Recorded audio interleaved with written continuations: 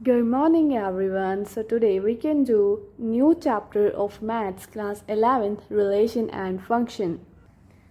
This is our introduction video. तो सबसे पहले हम इंट्रोडक्शन में शुरुआत से स्टार्ट करते हैं. सबसे पहले हम देखते हैं कि कार्टीशियन प्रोडक्ट क्या होते हैं. कार्टीशियन प्रोडक्ट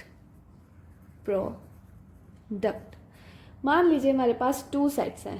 सेट ए जिसमें मैंने रेड एंड ब्लू रख दिया.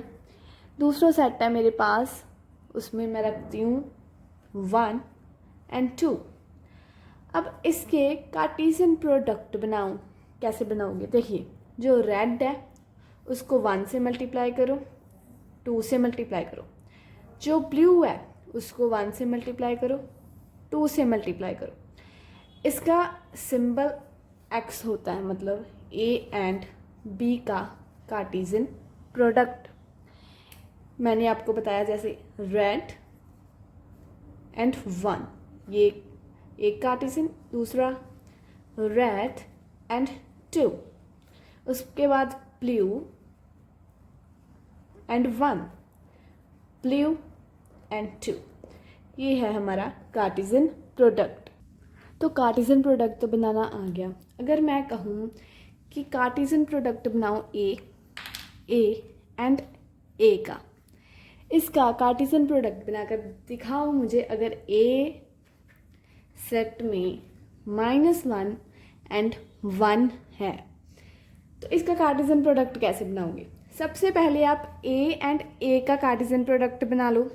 बना सकते हैं ना? मान लीजिए तो एक और ए है, ए एंड ए जो सेम ही है, -1 एंड 1. कार्टीशियन प्रोडक्ट बनाओ इसका. -1 से मल्टीप्लाई होगा. नेक्स्ट -1 1 से. उसके बाद 1 -1 से, 1 1 से. तो ये हो गया हमारा ए कार्टीशियन प्रोडक्ट. अब इस कार्टीशियन प्रोडक्ट को, ए एंड ए कार्टीशियन प्रोडक्ट को ए से मल्टीप्लाई फिर करवा दो, क्योंकि हमने ये निकालना है ना ओवरऑल. तो इसका आंसर कैसे आएगा? तो देखिए, ये है हमारा ए एंड ए. इसको मान लीजिए ये ए है, ठीक है. ए एंड ए से कार्टीशियन प्रोडक्ट निकालने के लिए ये इससे मल्टीप्लाई होगा, ये इस -1 से होगा, फिर ये 1 से, फिर ये -1 से, ये 1 से. देखिए कैसे, -1 इस -1 से मल्टीप्लाई हुआ, फिर ये वाला ये इससे, मतलब ये -1 1 से, अगर ये इससे हुआ पहले, फिर ये इससे. नेक्स्ट है ये -1 1 -1 से मल्टीप्लाई होगा, -1 1 से मल्टीप्लाई होगा. ऐसे ही हमने सारे कार्टीशियन प्रोडक्ट निकालने हैं. अभी जो हमारे चैप्टर का नेम है रिलेशन एंड फंक्शन, तो हम सबसे पहले रिलेशन के बारे में पढ़ेंगे. किसके बारे में? रिलेशन के बारे में. रिलेशन, देखिए सबसे पहले तो रिलेशन को हम आर से डिनोट करते हैं. आर से डिनोट करते हैं. तो अगर कार्टीशियन प्रोडक्ट है हमारे पास तो उसके रिलेशन कैसे होगा? For example, I take relation is equal to x y, where मतलब such that y is square of number x, where x belongs to p and y belongs to q. समझाती हूँ अभी. मान लीजिए हमारे पास दो सेट्स हैं. एक सेट है p जिसमें मेरे पास 1 2 एंड 3 है. वीडियो को लास्ट तक देखना, सब समझ लग जाएगा. q जिसमें 1 2 3 4 एंड 9 है, ठीक है. ये दो सेट्स हैं हमारे पास. तो ये रिलेशन निकालना है हमने, आर वाला. आर ये रिलेशन हमने निकालना है. तो रिलेशन समझिए, मतलब कह रहे हैं वाई है ना, जो y is square of number of x, मतलब जो x नंबर्स हैं उसके स्क्वायर निकालेंगे तो जो y निकलेगा, x is equal to y equals to square of number of x, जो x के नंबर्स हैं। तो यहाँ पर x क्या है, p, ये x है, y क्या है, q, y ये है। इसके स्क्वायर्स जब हम इसके स्क्वायर्स निकालेंगे जो वो इक्वल आएंगे इसके, अभी कर कर दिखाती हूँ।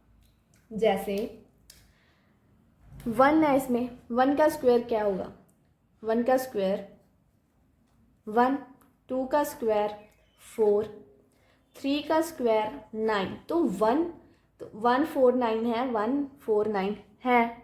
तो कैसे निकालते हैं, ये p सेट है, ये q सेट है, इसके अंदर नंबर्स हैं 1 2 3, इसके अंदर 1 2 3 4 एंड 9। अब इसको ज्वाइन करते हैं।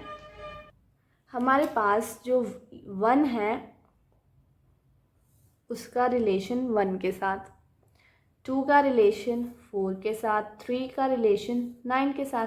तो ये है हमारा रिलेशन। अगर कोई भी दो एलिमेंट्स एरो के साथ कनेक्ट कर दिए जाएं तो वो रिलेशन कहलाते हैं। तो नेक्स्ट हम कुछ इम्पोर्टेंट टर्म्स के बारे में पढ़ते हैं। फॉर एग्जांपल, इसके पहले मैं एग्जांपल लेती हूँ एक। फॉर एग्जांपल मेरे पास 1 and 2 ये रिलेशन है, 1 and 3, 1 and 4 ये एक एग्जांपल ले लीजिए, 1 and 5। इसमें कुछ इम्पोर्टेंट टर्म्स हम सीखेंगे। वो क्या है कि इसमें हमको बताना होगा कि इमेज, डोमेन, रेंज और को डोमेन क्या होते हैं।